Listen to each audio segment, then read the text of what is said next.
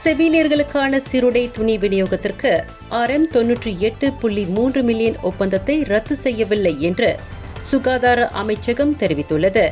கடந்த ஆண்டு வழங்கப்பட்ட துணிகள் தரமற்றதாக இருந்ததால் பல்வேறு புகார்கள் எழுந்தன.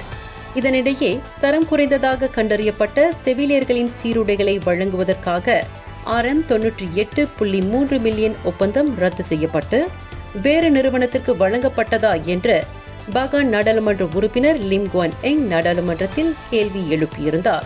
இந்த ஒப்பந்தம் 2025 டிசம்பர் 31 வரை நடைமுறையில் இருப்பதாக சுகாதார அமைச்சர் பதிலளித்தார்.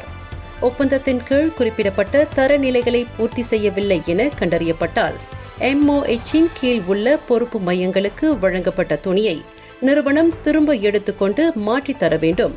மேலும் அரசு கொள்முதல் ஆணை ஆவணத்தின் குறிப்பிடப்பட்டுள்ள தேதிகளுக்குள் நிறுவனம் துணியை வழங்க தவறினால் அபராதம் விதிக்கப்படும் என்றார் அமைச்சர்.